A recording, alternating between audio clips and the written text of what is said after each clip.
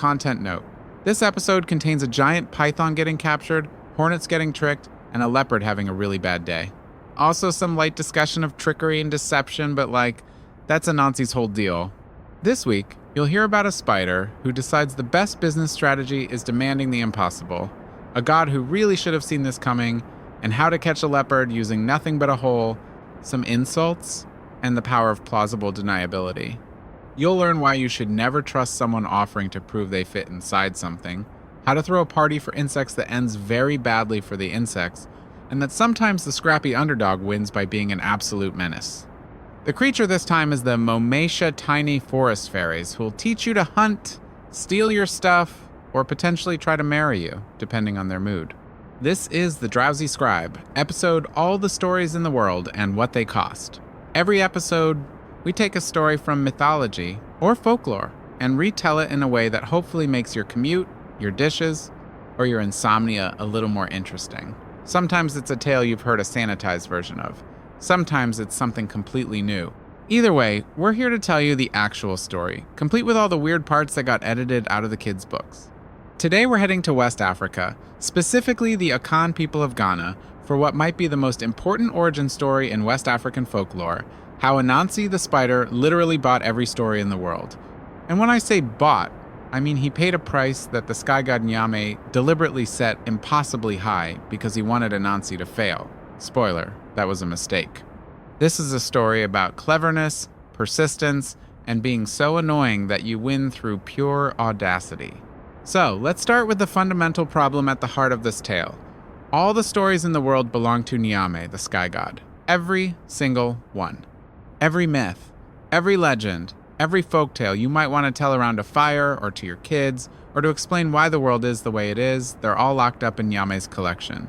He's got a monopoly on narrative itself, and Anansi, who is a spider, sometimes depicted as an actual spider, sometimes as a spider person, always small and clever, and absolutely not someone you'd think could negotiate with gods, decides this is unacceptable. He wants those stories. He wants them for himself, which in some versions means for all of humanity, and in other versions means for personal glory. And honestly, with Anansi, it's probably both. The spider contains multitudes. So one morning, Anansi wakes up and announces to his wife Aso that he's going to buy all the stories in the world. Aso, who has been married to Anansi long enough to know how these things go, doesn't even look up from what she's doing. With what money? I'll figure that out when I get there, Anansi says. Right, and when Nyame laughs at you, he won't laugh. He will definitely laugh. Then I'll make him stop laughing. Aso does look up now, one eyebrow raised. You're really doing this? I'm really doing this. She sighs, but there's a fondness in it. Fine, but when you need help, and you will need help, come back here first before you do something stupid and get yourself killed. I promise, Anansi says, and he means it, because for all his scheming and tricks, he's not actually stupid. He knows Aso is smarter than him. That's why he married her. So Anansi spins a web up to the sky, which, okay, that's already pretty ambitious for a spider, but this is Anansi we're talking about. The web climbs and climbs, past the clouds, past the wind, all the way up to where the sky meets something else entirely. He climbs for hours. His legs are tired by the time he reaches the top. Turns out, even magical trickster spiders get leg day fatigue, but eventually he pulls himself up onto the gleaming floor of Nyame's Sky Kingdom. And listen, the Sky Kingdom is not what you'd expect. It's not all clouds and harps. Nyame's court is busy. There are messengers coming and going, celestial bureaucrats carrying scrolls, other spirits and minor gods conducting business. It's less ethereal paradise and more the busiest airport you've ever been in, except everyone can fly and nobody's annoyed about security lines. Anansi walks well, scuttles through this chaos, past towering figures who don't even notice him, until he reaches the center of the kingdom where Nyame himself holds court. Nyame is enormous, not in a tall person way, in a contains multitudes, probably has galaxies in his robes way. He's surrounded by attendants and courtiers, listening to petitions from various spirits and creatures. There's a river deity complaining about a bridge. There's a thunder spirit filing a noise complaint against a different thunder spirit. It's very bureaucratic, very organized, very much a system that has no room for a random spider with delusions of grandeur. Anansi waits his turn. This takes a while. He's standing in line behind a three-headed bird and in front of what appears to be a living whirlwind. Nobody talks to him. Finally, after what feels like hours, it's his turn. He approaches the base of Nyame's throne. From down here, Nyame looks even bigger, and Anansi is very aware of how small he is. But he doesn't let that stop him. He clears his throat. Do spiders have throats? Unclear, but he clears something and calls up, "Great Nyame, sky god, owner of all things above and many things below, I have a business proposition for you." The court goes quiet.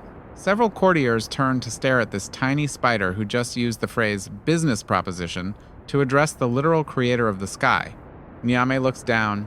It takes him a moment to even locate Anansi. That's how small Anansi is in comparison. When he finally spots him, his expression shifts to something like amused curiosity. "A business proposition," Nyame repeats, his voice rolling like distant thunder. "From a spider?" "Yes, sir. What could a spider possibly have to offer me?" "Oh, I'm not offering you anything," Anansi says cheerfully. "I want to buy something from you." One of the courtiers, some kind of golden bird spirit, actually laughs out loud at this. Another one mutters something to their neighbor. Anansi ignores them. "You want to buy something," Nyame says slowly. "From me." "Yes, sir. Specifically, I'd like to buy all the stories in the world." The court erupts. Not in anger, but in laughter. The three-headed bird is cackling with all three heads. The whirlwind is making a sound like wind chimes having a breakdown. Even some of Nyame's closer attendants are grinning. Nyame himself doesn't laugh, but his eyes crinkle with amusement. "You want to buy my stories?" "That's right. The stories that have belonged to me since the beginning of time. The stories that powerful kings have tried to purchase. The stories that heroes have quested for and failed to obtain. Those stories. Those are the ones, yes. And what makes you think," Nyame says, leaning forward slightly, "that you, a spider, no offense, some taken, could possibly afford the price?" "Well," Anansi says, "I won't know until you tell me what it is." Nyame sits back.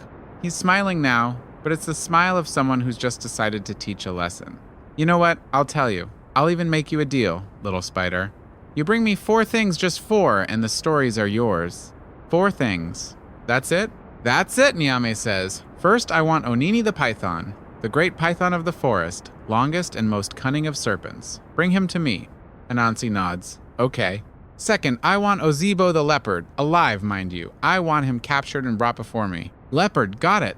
"Third," and now Nyame's grin widens, "I want the Mmoatia hornets, the entire swarm, every single one captured and contained." "That's a lot of hornets," Anansi observes. "It is." "Okay, and the fourth?" "The fourth," Nyame says, "is Mmoatia, one of the forest fairies. Bring me a fairy, spider, and the stories are yours." The court has gone quiet again, but this time it's not because they're laughing, it's because everyone present knows exactly what Nyame just did. He named 4 impossible tasks: a python that no one can catch, a leopard that no one can trap, hornets that no one can contain, a fairy that no one can capture. He's essentially told Anansi to go away and stop bothering him, but he's done it in a way that lets Anansi keep his pride. The spider can go home and tell everyone he negotiated with Nyame. He just can't ever complete the deal. It's actually kind of merciful, in a God's playing with mortals sort of way. Anansi looks up at Nyame for a long moment. Then he says, "Okay. Okay? Okay. I'll bring you those 4 things, and then the stories are mine. You promise?" Name probably should recognize the dangerous glint in Anansi's eyes. He probably should remember that trickster figures are called tricksters for a reason, but he's so convinced this is impossible that he doesn't hesitate. "I promise," Nyame says. "Bring me those 4 things, and every story that exists will belong to you, Anansi the spider. You have my word as sky god." "Great," Anansi says. "I'll be back soon." He turns and scuttles toward the edge of the sky kingdom, toward his web leading back down to earth. Behind him, he can hear the court breaking into chatter again. Can hear someone saying, "Did he really think?" and someone else responding, "Poor little thing, at least he tried." Anansi permits himself a small smile as he climbs down his web. Poor little thing. Right, they'll see. When Anansi gets home, Aso is waiting for him. She's grinding cassava, a rhythmic thump-thump that she doesn't break as he walks in. "So," she says, "so I need to catch 4 impossible things or I don't get the stories." "What? 4 impossible things?" He lists them. Onini the python, Ozebo the leopard, the Mmoatia hornets, Mmoatia, the fairy. Aso stops grinding. She looks at him for a long moment. He really doesn't want you to succeed, does he? He laughed at me. Well, his court laughed. He just smiled. And now you're going to prove them all wrong. That is the plan, yes. Aso sets down her grinding stone. Okay, let's think about this. Python first. Probably he's the one you can outsmart most easily. What do you mean? Onini is smart, Aso says, but he's vain. All that length, all that power, he's proud of his size. You can use that. Use it how? She thinks for a moment, then smiles. How long is your palm tree branch? What palm tree branch? The one you're going to cut tomorrow. The one that's certainly longer than Onini, or is it? Anansi starts to grin. You're brilliant. I know, now let me explain exactly how this is going to work. Because if you improvise, you'll mess it up. She's not wrong.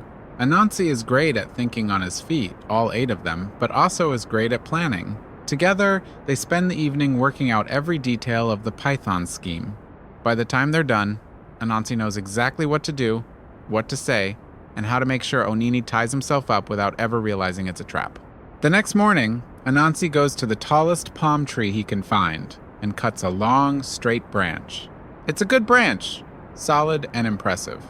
He also gathers strong vines, the kind that don't break easily, and slings them over his shoulder. Then he heads to the river where Onini lives. Finding the python isn't hard. Onini is roughly the size of a canoe, and he's not exactly hiding. He's draped over a fallen log at the river's edge, soaking in the morning sun, looking like a very large and self-satisfied garden hose. Anansi makes a show of walking past him, muttering loudly to himself, She's wrong, she's absolutely wrong, there's no way. Onini opens one eye. What? Anansi jumps, acting startled. Oh, Onini, I didn't see you there. This is an obvious lie. Onini is the single most visible thing in the area, but the python doesn't call him on it, just flicks his tongue curiously. Didn't see me, right, who's wrong about what? Oh, just my wife, Anansi sighs dramatically. We were having this argument, you see, and she just won't listen to reason. What kind of argument, Onini asks, because apparently giant pythons are susceptible to gossip. It's silly, really. Tell me anyway. Well, Anansi hesitates as if embarrassed, which is a neat trick for a spider. She says you're longer than this branch I just cut. I said no, that's impossible. This branch is clearly longer. But she insists you're the longest thing in the entire forest, and I said that's very flattering to Onini, but also you're definitely not longer than this branch. There's a pause. Anansi can practically see Onini's brain working through this. She thinks I'm the longest thing in the forest, Onini says finally. That's what she says. I disagreed, obviously. Why would you disagree with that? Because this branch is very long, Anansi says, holding it up. I measured it and everything. It's definitely longer than... not that you're short, you're very impressive, but this branch is just... you understand. Onini slides off his log with a wet sound. He flows toward Anansi like water, and for a second, Anansi wonders if he's miscalculated, if the python is just going to eat him, and that'll be the end of this whole story-collecting adventure. But Onini doesn't eat him. Instead, the python draws himself up, which is already impressive, and says, That branch is not longer than me. Probably not, Anansi says. But without measuring, we can't really know. I'm the longest creature in this forest, Onini says, and there's real pride in his voice now. I'm longer than any branch. I'm longer than most trees. Sure, but this is a really long branch. Let's measure, Onini declares. Right now, we'll measure, and you'll see. Oh, I don't want to bother you. You're not bothering me, I insist. Where do you want to do this? Anansi points to a clear stretch of ground. Here's good, nice and flat. He lays the branch down carefully, making sure it's perfectly straight. Onini, fully committed now to proving his superior length, stretches himself out alongside it. And here's the thing Aso was counting on. When a python stretches out to full length, he's vulnerable. Not coiled, not ready to strike, just long. Anansi says, walking alongside them both with his head tilted like he's thinking hard. You know, it's really hard to tell. You keep shifting a little. I'm not shifting, Onini protests. Your tail just moved. That was the wind. And your middle section is curved. Is not. Is a little bit, Anansi says. Tell you what, let me just tie you to the branch real quick, just to keep you straight, and then we can get a proper measurement. You might be longer, you might be shorter, but at least we'll know for sure. Onini considers this. He really should consider it more carefully, Maybe ask some follow-up questions like, why do I need to be tied down? Or what are you planning to do once I'm immobilized? Or even just, hey, wait a minute. But vanity is a powerful drug, and Onini wants to win this argument. So he says, fine, but make it quick. Anansi pulls out his vines. Oh, this'll be super quick. Just tying your tail here to keep it aligned. He wraps the vine around Onini's tail and the branch, pulling it snug. There we go. And maybe one in the middle to keep your back straight. Another vine around Onini's middle section. And you know what? Your head keeps moving a bit. Let me just... Wait, Onini says. But Anansi already has the third vine around the python's neck, tying it firmly to the branch. Perfect, Anansi says, standing back. Now let's see. Oh, wow. You know what? Looking at it now, you're definitely longer than the branch. My wife was totally right. I can't believe I doubted her. Onini tries to move and discovers he can't. At all. The vines are tight, the branch is solid, and he's completely bound. Anansi, Onini says slowly. Untie me. Oh, I will, Anansi says. Eventually. Probably. Actually, change of plans. How do you feel about taking a trip to the Sky Kingdom? Anansi? Because that's where you're going. Sorry about this, truly. Well, not that sorry, but you are very long if that helps. My wife was absolutely right about that. Onini starts thrashing, but there's nothing he can do. The vines hold. Anansi, with more effort than he'd like to admit pythons, are heavy starts dragging the branch, with Onini attached back toward his house. It takes hours. He has to stop several times to rest. At one point, he sits down next to the still-tied python and eats a snack, while Onini hisses insults at him. You know, Anansi says between bites, you really should have seen this coming. I'll remember this, spider, Onini hisses. That's fair. By sunset, Anansi has dragged the python all the way back to his house. Aso comes out, takes one look at the angry python tied to a palm branch, and nods approvingly. Nicely done. Your plan worked perfectly, Anansi says, collapsing on the ground. Everything's going according to plan. One down, Aso observes. 3 to go. Rest up tomorrow. We're getting you a leopard. Onini spends the night tied to a branch next to Anansi's house, contemplating his life choices. The next morning, over breakfast, Aso lays out the leopard plan. Leopards aren't vain like pythons, she says. You can't trick them with flattery. They're practical, efficient, hunting machines. So how do I catch one? You don't, Aso says. You let gravity do it for you. She explains, Osebo the leopard has established paths he walks every night, hunting routes he's used for years. Animals are creatures of habit, even apex predators. Especially apex predators when you're at the top of the food chain. You don't have to worry about varying your routine. Dig a pit on one of his paths, Aso says. Deep enough that he can't jump out. Cover it with branches and leaves, then wait. That's it? That's the first part. The second part is getting him out of the pit in a way that results in him being tied up instead of eating you. And how do I do that? Aso smiles. I'll pack you a bent sapling and some very strong vines. You'll figure out the rest. Anansi spends all day digging. Turns out that digging a leopard-sized pit is exhausting when you're spider-sized, even if you're a magical trickster spider. He has to use his web to haul out dirt, trip after trip, until there's a hole deep enough that a leopard couldn't jump out, even if it tried.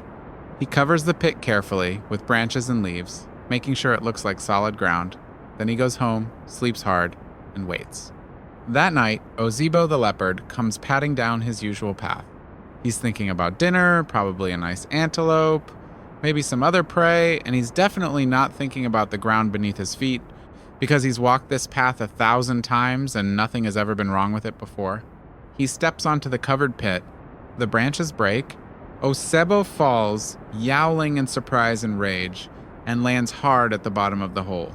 By the time the sun rises, he's still down there, pacing in angry circles, occasionally leaping at the walls and sliding back down. He's not injured. Anansi made sure the pit was deep, but not dangerous, but he's definitely furious. Anansi appears at the edge of the pit, looking down. Osebo, he calls cheerfully. What are you doing down there? The leopard looks up at him with eyes that promise violent death. What does it look like? I'm stuck in a hole. Oh no, that's terrible. How'd that happen? Someone, Osebo says, with emphasis, dug a pit in my path. Who would do such a thing? Anansi gasps. You, Osebo says flatly. You would do such a thing. This has your name all over it, Spider. Me? I would never. Okay, yes, it was me. But look, I'm here to help you now. Help me by getting me out of this hole so I can eat you. Or, Anansi says, and hear me out here. I could help you get out of this hole, and you could maybe not eat me, as a thank you for the helping. Ozebo growls, but it's a calculating growl. He's smart enough to know he needs help, and Anansi is the only help currently available. Fine, get me out. I promise I won't eat you. You promise? Promise? I promise. Anansi probably shouldn't trust this, but he's counting on being faster than a leopard who's just climbed out of a pit. He drags over the bent sapling, also prepared a young tree he's bent into a curve and secured with vines. Okay, he calls down. I'm lowering a branch. Climb onto it. He releases one end of the sapling so it extends down into the pit. Ozebo, seeing his escape route, immediately climbs onto it. His weight bends the branch further. Almost there, Anansi calls. Just a little more now. He releases the vine holding the sapling bent. The tree, freed from restraint and loaded with leopard weight, snaps upward like a catapult. Ozebo yowls as he's suddenly flung up and out of the pit and directly into Anansi's prepared trap.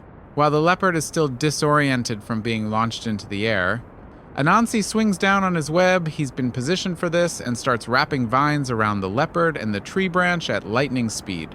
It's the fastest web working he's ever done. Pure trickster instinct and adrenaline.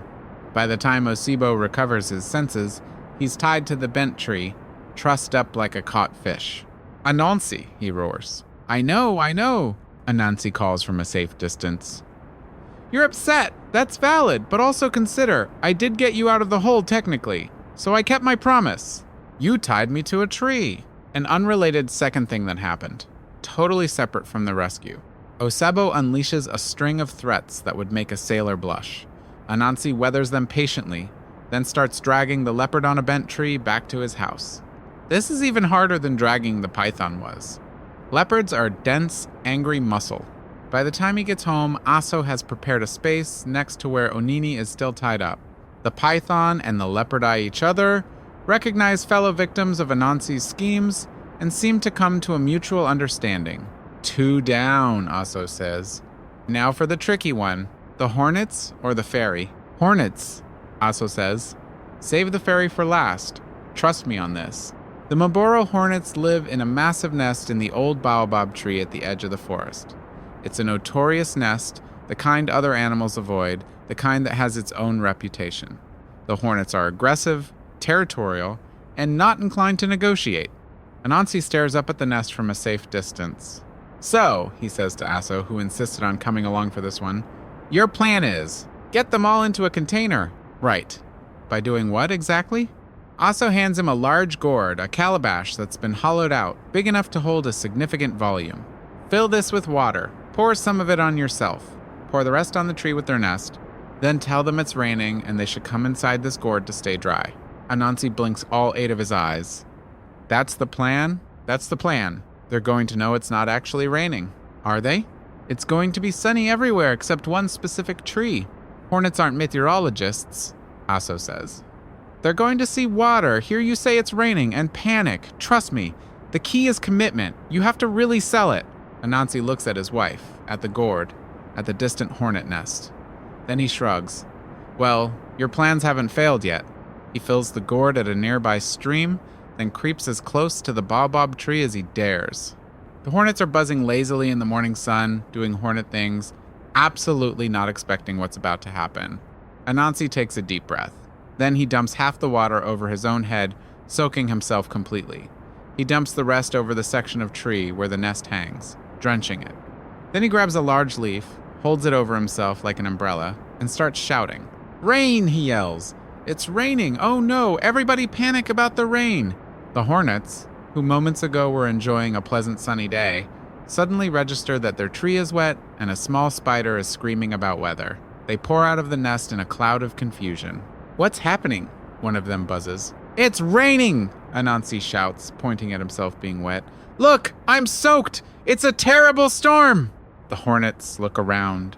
The sky is blue. The sun is shining. There are no clouds. Are you sure it's raining? One of the hornets asks slowly. Am I sure? Anansi gestures wildly.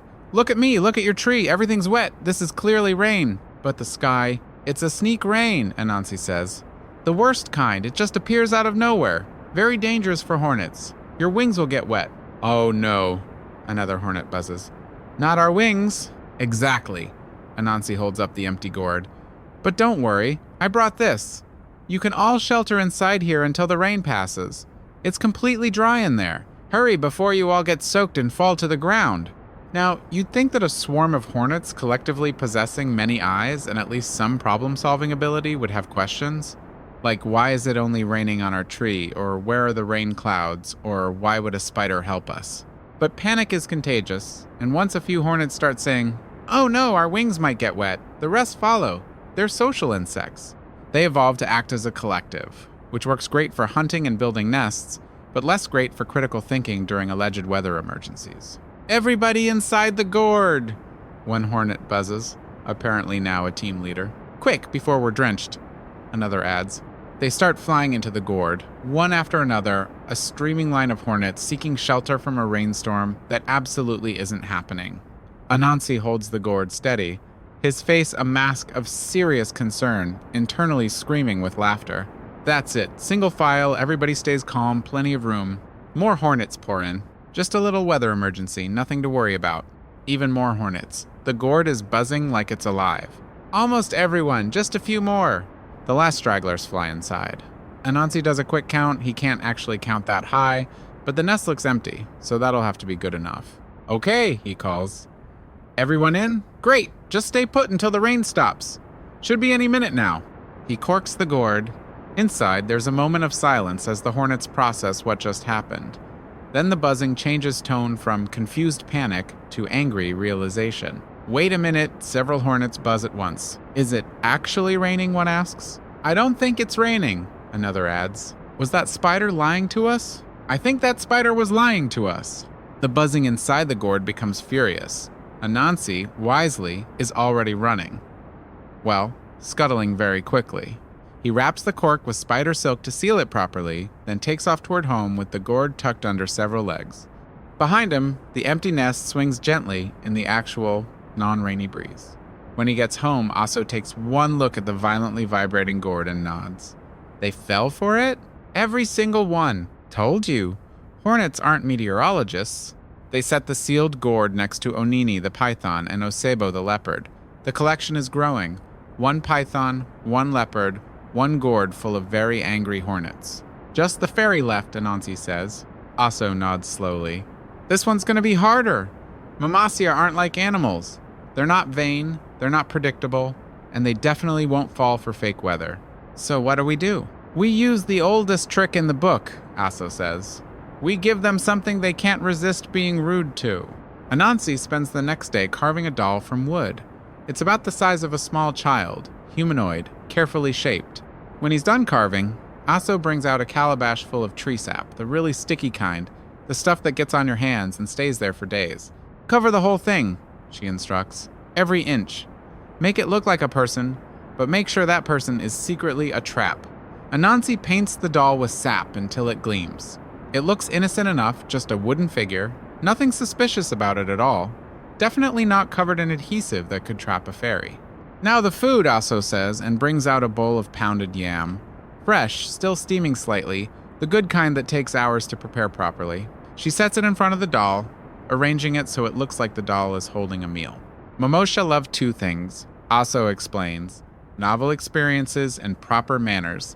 This doll is novel, they'll be curious, and when it doesn't respond to their polite greeting, they'll get offended, Anansi finishes. They'll get very offended.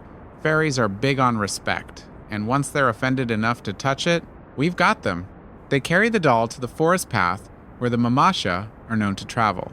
It's a deep part of the woods where the trees grow close and the light comes through in shafts, where normal animals don't go because they can feel that something else lives here. Anansi props the doll up next to the path, arranges the yam bowl, and then he and Aso hide. They climb into the branches of a nearby tree and wait. And wait. And wait! Anansi is starting to think maybe the Mmoatia aren't coming today when he hears a strange sound, half music and half wind. The sound of something that's not quite of this world moving through the forest. A Mmoatia appears around the bend in the path. It's small, knee-high, like the stories say, with reddish-brown skin and bright, curious eyes. Its feet, True to legend, point backward, toes behind, and heels in front. It's wearing what looks like woven leaves, and it moves with an odd, dancing gait. The fairy spots the doll immediately and stops. For a long moment, it just stares. Then it approaches slowly, circling the doll, examining it from all angles. Anansi holds his breath. "Hello there," the Mmoatia says finally, its voice high and melodic. "That's a fine-looking bowl of yam you have." The doll, being a doll covered in tree sap, says nothing. The Mmoatia waits. "I said, that's a fine bowl of yam." Silence from the doll. The fairy's expression shifts slightly. It's polite to respond when someone greets you. More silence. "I'm being very polite," the Mmoatia says, and now there's an edge to its voice. "I complimented your food. The proper response is thank you, or at least an acknowledgement. You're being quite rude." The doll continues its policy of being an inanimate object. "Right," the Mmoatia says. "I see how it is. You think you're too good to talk to me? You think you can just sit here with your yam and ignore passing travelers?" No response. "That's incredibly disrespectful," the Mmoatia says, its voice rising. "I have half a mind to teach you some manners. In fact, if you don't apologize right now, I'm going to slap you." The doll does not apologize, mostly because it's wood and sap and has no capacity for speech or social interaction. "Fine," the Mmoatia says. "You asked for this?" It slaps the doll across what would be its face. Its hand immediately sticks to the sap. The Mmoatia pulls. Its hand doesn't come free. It pulls harder, still stuck. "Hey!" it shouts at the doll. "Let go of me! What kind of trick is this?" The doll, predictably, does not respond to these accusations. "That's it," the Mmoatia shouts. "You've really made me angry now. I'm going to slap you with my other hand." From the tree, Asa whispers. "Why is it threatening to get more stuck?" "Shh!" Anansi whispers back. "Don't interrupt the process." The Mmoatia slaps the doll with its other hand, which immediately adheres to the sap. Now both hands are stuck. The fairy pulls and twists, but the sap holds firm. "Okay," it shouts. "Now you've really done it. I'm going to kick you." It kicks the doll. One foot sticks. And my other foot? It kicks with the other foot. Both feet are now trapped. The Mmoatia is essentially hugging the doll now, all four limbs adhered to the sticky surface, and it has escalated to threats that include headbutting, which seems unwise. "I'll headbutt you." "Don't," Aso starts to say from the tree, but it's too late. The Mmoatia headbutts the doll. Its forehead sticks to the sap. There's a moment of silence as the fairy realizes it's now completely attached to a wooden doll and has absolutely no way to escape. It's stuck in what looks like an aggressive hug, glued by hands, feet, and head to its enemy. "Oh no," it says quietly. Anansi drops down from the tree and approaches. The Mmoatia's eyes swivel to look at him as much as its stuck position allows. "Spider," it says. "Fairy," Anansi replies. "This was a trap. This was absolutely a trap. The yam was bait. The yam was bait." The Mmoatia sighs, a sound like wind through leaves. "Well played. Thank you. Nothing personal, you understand. I need to bring you to the sky god." "As one does," the fairy says dryly. "I don't suppose you'd consider unsticking me, and we could forget this whole thing happened?" "I really can't," Anansi says, "but I'll try to make the trip comfortable." "How generous." Aso climbs down from the tree. She looks at the fairy stuck to the doll, shakes her head slightly, and says to Anansi, "That's all four." "That's all four," Anansi agrees. They carry the doll with fairy attached back to the house, where it joins the python, the leopard, and the gourd, full of hornets. The collection is complete. Onini looks at the new arrival. "Fairy." "Python," the Mmoatia replies. "First time getting caught by the spider?" "Apparently. It doesn't get less embarrassing," Ozebo growls from his bent tree. The Mmoatia sighs again. "Wonderful." The next morning, Anansi prepares for his return trip to the Sky Kingdom. It takes some logistics. The python on the branch is heavy. The leopard on the bent tree is heavier. The gourd full of hornets is lighter but extremely angry. The fairy stuck to the doll is the lightest, but keeps making sardonic comments about the whole situation. "This is going to take multiple trips," Anansi mutters. "No, it's not," Aso says. She's been weaving spider silk all morning, creating a kind of harness system that attaches to all four prizes. "You're taking them all at once. You need to make an entrance." "That's a lot of weight for one spider." "You're a magical trickster spider who just caught 4 impossible things. I think you can handle some heavy lifting." She's not wrong. With the harness attached, Anansi begins his climb back up to the Sky Kingdom. It takes hours. He has to stop multiple times to rest.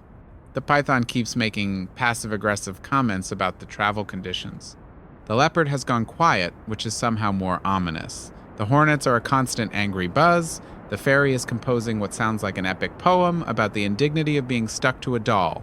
By the time Anansi reaches the top, dragging his captured prizes behind him, he's exhausted. But he's also triumphant. He makes his way through the Sky Kingdom, and this time, people notice.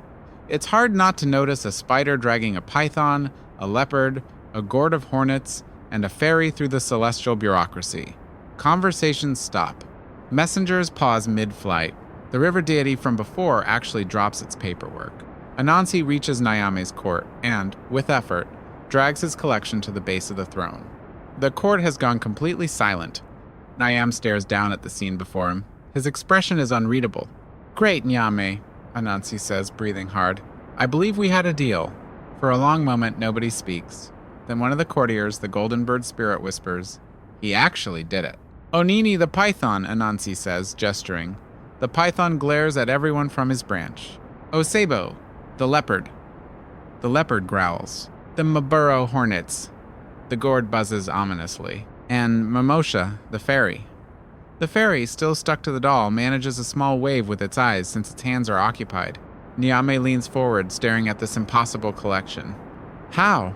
"I asked nicely," Anansi says.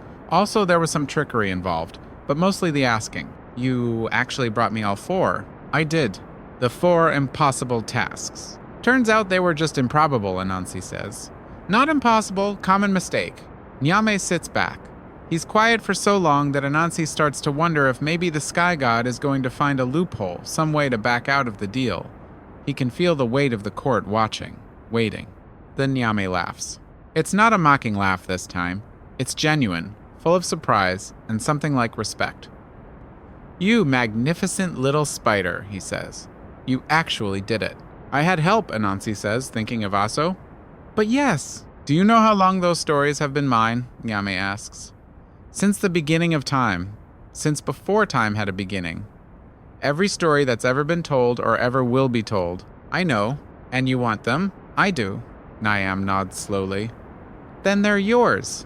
The court erupts in murmurs. Several courtiers look shocked. The golden bird spirit looks like it might faint. "Just like that?" Anansi asks. "Just like that," Nyame confirms. "I gave my word. You completed the tasks. The stories belong to you now, Anansi. All of them." He raises one hand, and suddenly the air fills with light. Stories pour out of some celestial storage. Thousands upon thousands of them, more than could ever be counted. They swirl around Nyame's throne like glowing birds, like stars, like fireflies made of pure narrative. "From this day forward," Nyame announces to his court, "the stories are no longer mine. They belong to Anansi the spider. Let them be called Anansi spider stories. Let his name be remembered in every tale told, because he earned them." The stories spiral down from the throne, flowing toward Anansi like a river of light. They pour into him and around him, more stories than one spider could ever contain, and yet somehow he does contain them. They fill him up with legends and myths and folktales and fables, with every narrative that ever was or ever could be. When the light fades, Anansi stands there, unchanged physically, but fundamentally different. He can feel the stories inside him, waiting to be told, ready to be shared. "Thank you," he says quietly. Nyame smiles. "Thank you, little spider. You reminded me that size doesn't determine worth, and that the small can achieve the impossible. That's a good story in itself." Anansi bows as much as a spider can bow and turns to leave. Behind him, he can hear Onini calling out, "Wait, are you just going to leave me tied to this branch?" And Osebo saying, "I have questions about my situation." And the hornets buzzing something probably very rude. And the Mmoatia asking, "Does anyone have anything that dissolves tree sap?" Nyame sighs. "Someone release them and send them home," he tells his attendants. "They've been through enough." Anansi descends from the Sky Kingdom with the stories. All of them. Every single narrative that exists, carried by a small spider down a thread of web. When he reaches the earth, he finds Asa waiting for him. "Did you get them?" she asks. "I got them." "All of them?" "Every single one." She smiles. So what are you going to do with all the stories in the world? Anansi considers this. He could hoard them, keep them secret, use them for power, or he could share them, let them spread across the world, give humanity the gift of narrative. He thinks about how Aso helped him plan each capture, how he couldn't have done any of it without her wisdom. He thinks about how Nyame, despite being a god, kept his word. He thinks about how even Onini and Osebo and the Hornets and the Mmoatia, in their own ways, taught him something about the nature of pride and panic and politeness. Stories are meant to be told. I'm going to share them, he says. Every single one. With everyone. That sounds like you, Aso says fondly. And so Anansi opens himself up, and the stories pour out into the world. They spread like water, like light, flowing to every village and every home, to every parent and every child, to anyone who's ever gathered around a fire or sat in the darkness and wanted to hear about how the world came to be, or why things are the way they are, or what happened once when a spider decided to trick a god. The story spread across West Africa and beyond, carried by voices and memories, changing slightly with each telling, but always carrying the core truth, that a small spider named Anansi went to the sky and bought every story that exists, and he paid the price that no one thought he could pay, and he brought the stories home. From that day forward, whenever anyone tells a story, any story, they're telling an Anansi, a spider story. Because Anansi won the right to name them, and he earned that right through cleverness and determination, and the help of his brilliant wife and a series of increasingly ridiculous tricks involving a python's vanity, a leopard's misfortune, hornets' poor understanding of weather patterns, and a fairy's commitment to politeness. And if sometimes the stories make Anansi look foolish or greedy or selfish because there are plenty of those too, well, that's part of the deal. He bought all the stories, which means he bought the ones where he messes up just as much as the ones where he wins. That's what makes them real. That's what makes them worth telling. And speaking of West African folklore, let's talk about the Mmoatia, the creature Anansi caught with the sticky doll. Mmoatia are forest fairies from Akan tradition, and they are weird. They're usually described as very small, about the height of your knee, maybe smaller, with reddish skin and feet that point backward. Yes, backward. Their heels face forward and their toes point behind them, which means if you're tracking a Mmoatia by its footprints, you'll be going the wrong direction. That's not a bug in their design. That's a feature. They live in the forest, specifically in the deepest, oldest parts where humans don't usually go, and their whole deal is that they're ambivalent toward people. Not evil, not good, just complicated. Sometimes they're helpful. They're known to teach humans how to hunt, how to find medicinal plants, how to navigate the forest without getting lost. If a Mmoatia decides they like you, you've basically got a tiny magical mentor. But if they decide they don't like you, that's when things get interesting. Mmoatia are accomplished thieves. They'll steal from your farm, from your house, from your pockets if you're wandering the forest. They're particularly fond of stealing children, not in a sinister way necessarily, but they'll lure kids away to play with them, and those kids might not come back for hours or days. When they do return, they're often changed somehow. Maybe they've learned something, maybe they've forgotten something, maybe they just have backward feet now. You never know with fairies. There are stories about Mmoatia falling in love with humans and trying to marry them, which creates all sorts of problems because marrying a forest fairy with backward feet is generally not what your family had in mind for you. And there are stories about Mmoatia punishing people who disrespect the forest, or who break taboos, or who are just rude. They're very big on politeness, apparently. In some versions, they're described as incredibly beautiful despite their small size and unusual feet. In others, they're more alien-looking, less humanoid. But all versions agree, if you meet one, be respectful. Offer them food if you have it. Don't try to capture them unless you're Anansi and you have a really good reason and an even better plan.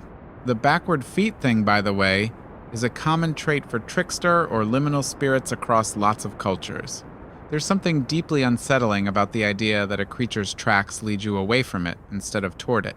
It's a physical manifestation of deception. The evidence points the wrong way. The Mmoatia aren't just tricky in behavior, they're structurally designed to confuse you.